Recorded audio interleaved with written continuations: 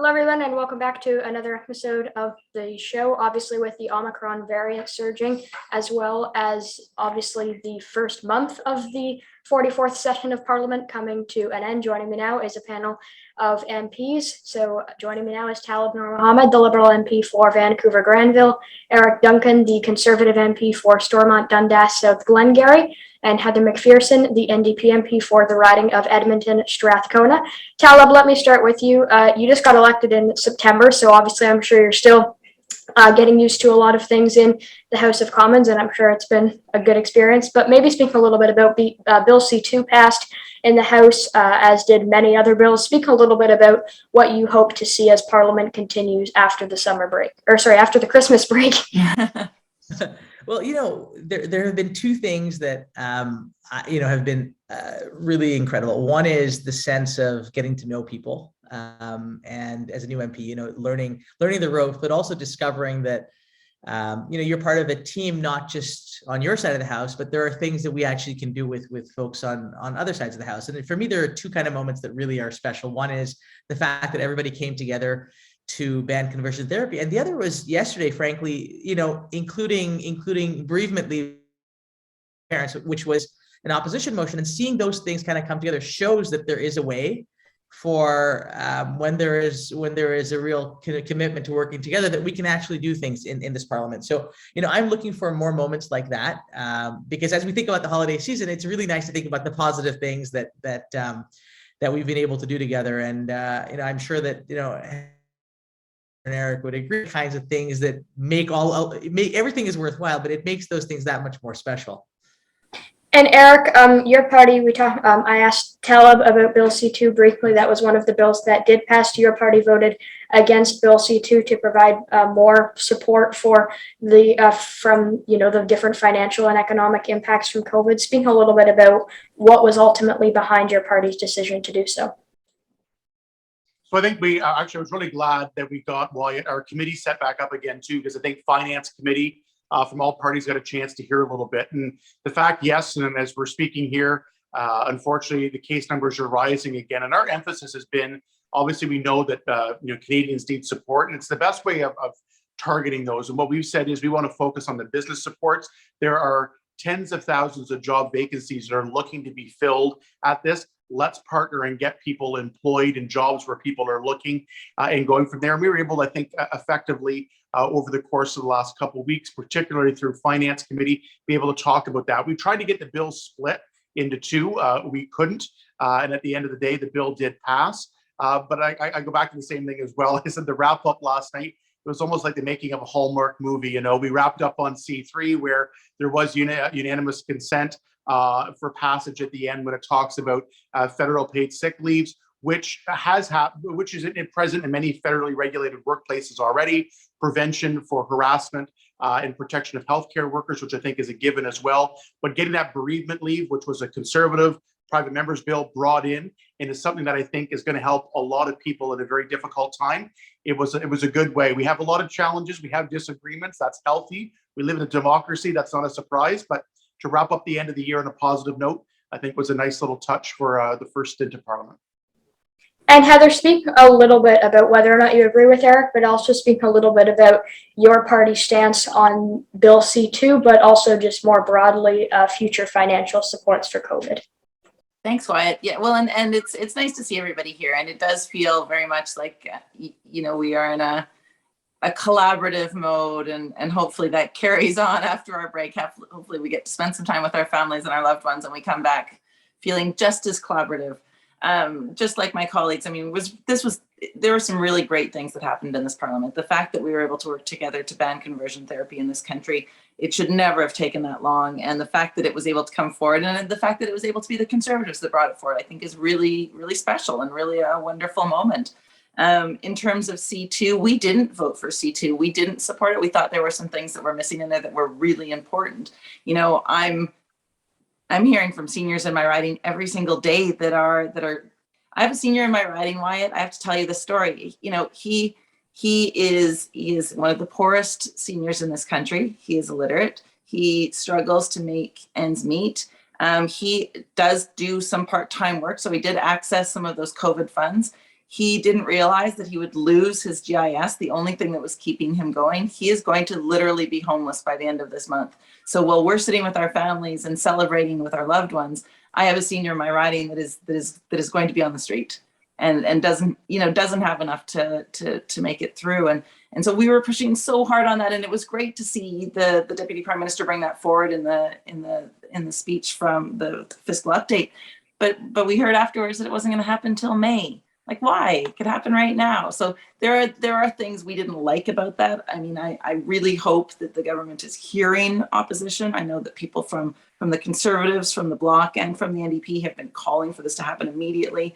So hopefully we get some movement on that. And of course, the 10 sick days, that's an NDP thing. We were delighted. Like, the 10 sick days is vital. We've got to get that for people. We've got to get those supports for workers. Would we like to see it happen right now? Absolutely. Do we like the fact that it's going to happen 10 months down the road in the middle of the wave of the Omicron virus? Not great. Okay, and Taleeb, you heard some of the concerns that Heather is hearing from her constituents. Speak a little bit about, are you hearing any of the same from any of your constituents, and what can be done to deal with some of the concerns that people like Heather's constituents are facing? Because obviously Heather doesn't think that Bill C2 was able to include those types of things. So speak a little bit about that. Yeah, and I think we all feel for constituents like Heather's, and we all have folks in our ridings that we're fighting hard for, to make sure that they're taken care of. We have to thread a very fine balance between a lot of the concerns that Eric raises and a lot of concerns that Heather raises in the minority parliament. And it's the commitments that you heard in the fiscal update that address these things. These are things that we agree with. They're things that we care about. The things that we want to move forward on.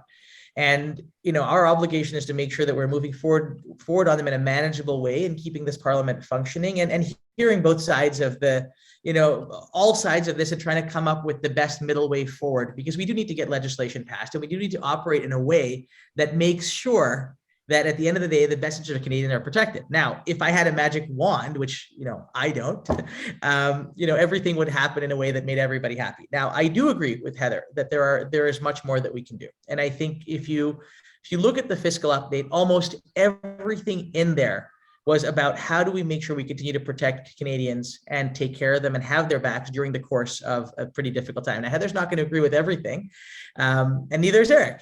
But that is a really easy fix, though. We could fix it really fast. We could do it in like 15 minutes. We could do it. But I shouldn't interrupt. Sorry, go ahead. We're being collegial. Yeah, no. But I do think that there's room for us to work on these things together, right? And I think as things go to committee over the course of the next, when we go back, we've shown that we can move on things quickly, and we've shown that when there is a will, and that we want to work together on things, that we can get things done. And I think it's important for us to maintain that. So I hear Heather's concerns are very, very valid. And I think it's important for us to find ways to address those solutions in a way that also makes sure that, we're doing it in a fiscally prudent, responsible way, that we can continue to operate in an environment where there is that ability to keep doing the things that we need to do. And Eric, I'm going to go quickly to you next. One of the Conservatives' main talking points has been obviously the cost of living crisis. Specifically, they've brought up inflation a lot in the House of Commons. Speak a little bit about the Liberals are kind of coming back at the Conservatives, saying that it's largely caused by supply chain issues and that it's not caused by stimulus spending. And I mean, they do have the support of some former financial experts. They give examples to people like the former governor of the Bank of Canada, Stephen Pallot. So speak a little bit about what your argument to some of those points that the Liberals have been speaking about would be. So a few different things to that. Yes, inflation and the cost of living has been huge for us. And when we talk about, for an example, and Heather raises the case on guaranteed income supplement, people collecting CERB that are on very tight budgets, when you have the cost of groceries for a family of four going up by $1,000 next year, there's a lot of people that are sweating about how they're going to be able to make that go. So it's not sustainable. We're not seeing increases in wages and other things that are living up to and matching the inflationary pressures that are under there. I do firmly believe that government policy can help with that. And we've made the direct correlation as well. And we've been focusing on getting the Bank of Canada to reduce the inflation, get back to a target that is more reasonable. And the issue and the challenge of this, why it is that They say it's in transition or it's temporary right now with inflation. But the problem is, I don't think we're going to see prices, particularly with groceries, drop, and that's the new normal. And yet the incomes for people, particularly on fixed incomes who are in between employment right now, is not easy to do. And the point we've been raising a lot too, in one of our opposition day motions, was based on housing. Housing is not a victim of supply chain. And that's one of the unique factors we have to take a look at here, is where we have people for the very first time that are in their mid 20s and 30s at a point in their life where they would be looking at saving up and being able to put a down payment on a home. We have a major supply issue. And the frustrating point about this is it's been over the last couple of years. It hasn't just been COVID when it comes to housing. Housing is such a fundamental block. And the one thing I've said several times when I try to do these interviews, Wyatt, it's not just home ownership. Rentals are impacted massively by this as well, because availability in the rental market and people, landlords getting in, selling, or it's been a real huge challenge. So this is not something that's been COVID produced. It's on top of inflation.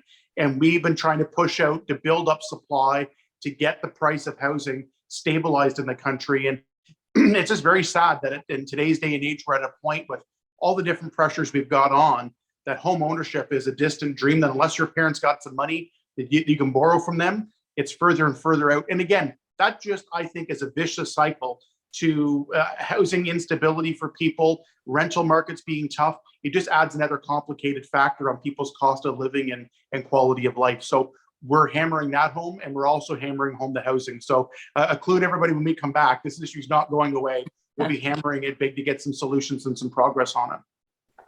And Heather, where does your party stand? Speak a little bit about some of the points that Eric brought up and some of the ways that your party foresees we can tackle things like inflation, and specifically just in general, the cost of living. Jagmeet Singh spoken about it as well, talking about housing and how it relates to the cost of living crisis. So maybe you can speak about that. Absolutely. And great points made by Eric. You know, this housing is a massive issue, but I think for so many Canadians, I mean, for my family, for people in my circle, we're very much not out of COVID in this country, you know, and with Omicron, COVID is still something that is really going to impact people. And we you know, people are afraid, people are extremely tired, they are deeply concerned, deeply worried. So all of that is on top of these other the other things that we're dealing with. So we're dealing with the increased cost of groceries, the lack of housing. You know, we don't have a developed by Indigenous, for Indigenous housing strategy. We've been told that that's coming, and we don't have it. And there are solutions we can be working on. Why aren't we talking about, you know, supports for mobile homes? Why aren't we talking about co-op housing? Why aren't we talking about all of these different places where we can be investing in housing to make sure that people have a home?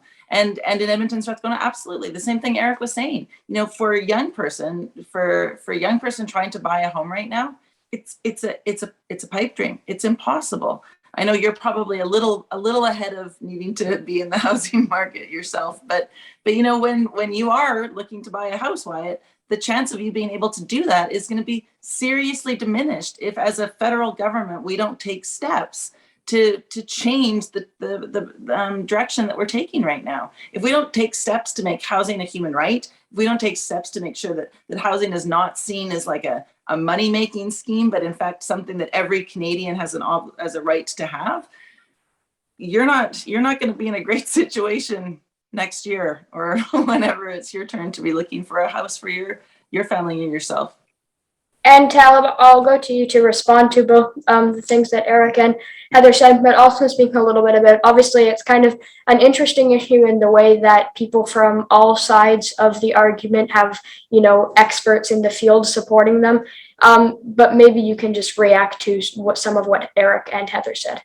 Yeah, and I say this somewhat tongue in cheek, but it's always interesting to me when conservatives start being worried about what the free market will actually do. So I say that sort of tongue in cheek, but it's good. But I think it's a really good thing because everyone is realizing that these are real problems that persist that we need to deal with now. And, I will say it's not reasonable to say that this is something that was created by the Liberal government, as the Conservatives have done. And I also say that it's not something that's reasonable to blame on the Harper government exclusively. This is not something, and I think this is where we have to get past the idea of any single government being responsible for this problem. This is a compound effort that has resulted from a lot of years of mismanagement across governments, municipal, provincial, and federal. And so I think an important step for us all to take is to realize that, first of all, this government is making historic investments in housing. Now, people will say, oh, lots more money in and you get less return, but that's actually a lot of rhetoric. And if we actually look at brass tacks, when we start to make investments in creating housing, it's not just about adding supply. Supply is critical, but you have to talk about, Heather mentioned co-ops. We're talking about co-ops. We want to make sure we're working around those types of solutions, working with municipalities to say, listen, we're going to tie infrastructure funding to densification and rezoning. We have to do these things because you have to be able to add supply. You have to be able to add different kinds of supply. You can't just say in Vancouver, there are two choices, large single family home or tiny condo. There is a whole missing middle there that people need. And as people are transitioning from being one person or two people to having a kid, to having two kids, we have to be able to provide options. So I think investing in those things and working with municipal governments to move on those things is critical. Now, when we keep looking at, when we keep moving this forward, this is where we have to recognize that an investment made today in housing does not deliver you a housing unit tomorrow. It is very hard for, unless you have a magic wand again, to say, look, money in today, house tomorrow. Money in today, construction takes time. We have to be able to deal with these things. But I absolutely agree. We have to find ways of getting creative about this. This is where the Municipal Accelerator Fund becomes really important. Working with partners at the municipal and provincial level, critical. We're seeing a lot of really good outcomes starting to deliver in places like British Columbia, where you have a provincial government, an NDP provincial government that has been a tremendous partner, and a mayor of Vancouver that has been a tremendous partner in trying to move these things forward. And so I am of the view that you're not, everybody has a right to be upset about this because it is a problem. But the solution comes from us looking at a variety of different approaches, and there is not a single approach. We don't have a single hammer that we can use on this. We have to use a variety of different vehicles. The housing strategy is going to do that, and there are going to be investments that continue to be made to make this happen. Is it going to happen overnight in a way that makes everybody happy? No, but we are going to see flattening in prices. We've already introduced the tax now on. We've already introduced the limitations on underused foreign owners. There's going to be more coming. We've made a lot of commitments around this, and we intend to work with the NDP and the Conservatives to make those things happen because it's an obligation that we have to fulfill. And I'm just going to follow up quickly, Taleeb, before I go to Eric and Heather. There's obviously lots of people specifically that first-time home buyers, for example, who are looking to buy their first home. Lots of people who haven't been able to, they're still living with their parents, for example, because it's been a couple of years that they've been past 18, for example, and they still can't afford a home. So speak specifically a little bit about first-time home buyers before I go to Eric and Heather. Yeah, so we've already introduced, as you know, incentives for first-time home buyers. I think the fact that we're going to be able to now look at a rent-to-own program is going to make things easier. But it boils down to two things. One is making sure that there is adequate, appropriately well-priced supply. And so that's where the federal government can and should play a role. And the other, to Eric's point around wages, like wages have not caught up. So I think we also have an obligation to figure out how are we stimulating, how are we supporting business in a way that jobs are being created such that people can actually afford to be able to be in the market and not have to deal with exorbitant pricing. And I think we do need to crack down on speculation. We do need to crack down on foreign owners who are, look, I'm in a riding where people own 2-3 empty homes that are multi-million-dollar assets that are just sitting there collecting dust. And so we have to be more aggressive on those types of things, because if we do those things, I think you can create incentive for people to rent those properties out, do things with them, house people in them. And I think that there's lots of work to do. And for first-time buyers, Wyatt, I think making sure that there is a suite of financial packages that the federal government can support is one part of it, but making sure there's supply that they can access is another. And I think being able to invest in those things and working in partnership with others to deliver those solutions makes a big difference. Okay, and Eric, I'm sure you want to weigh in. So speak a little bit about Taleb has spoken a little bit about it's not just an issue with the Liberal government, but also an issue of governments of the past. So obviously, the predecessor of the current Liberal government was the Harper Conservative government. So speak a little bit about what role former governments have in the current cost of living crisis and whether or not they are to blame.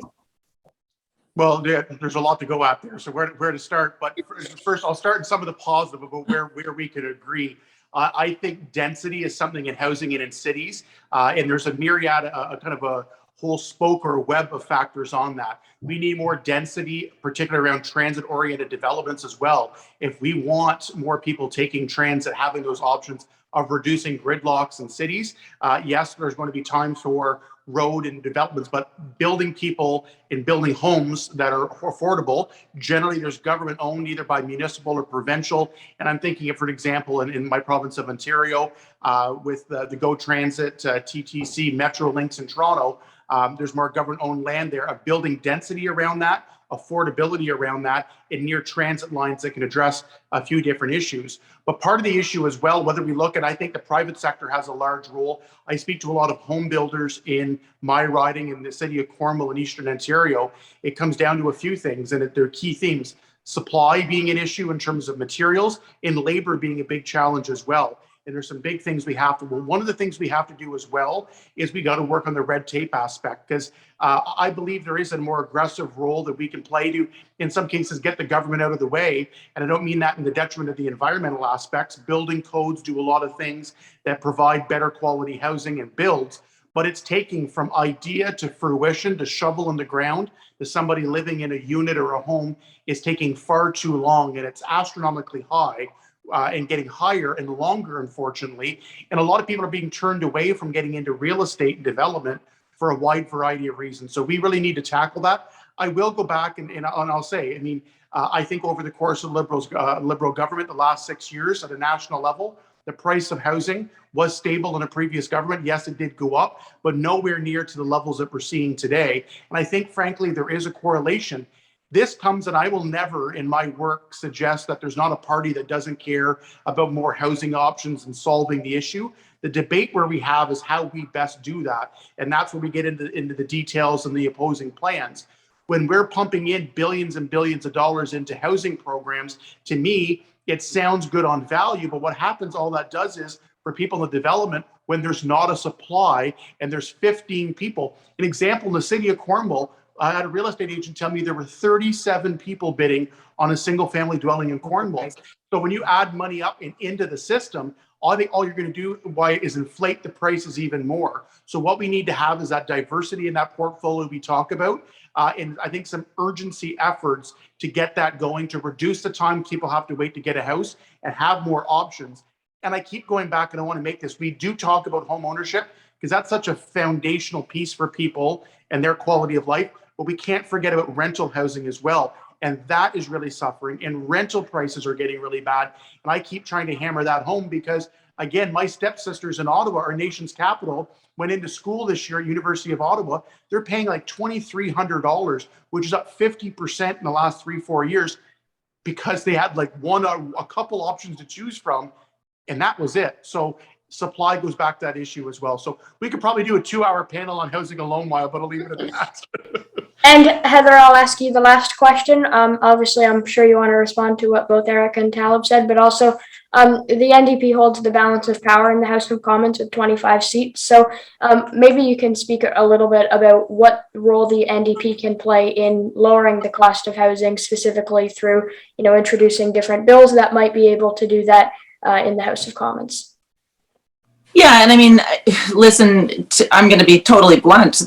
We have 25 seats, so the Liberals have the opportunity to work with us to negotiate bills, to negotiate bringing legislation forward. They also can negotiate with the Bloc, and we saw that with C2. They chose to not come to us. We would have been happy to work with them on getting things fixed, like that GIS payment I talked about earlier.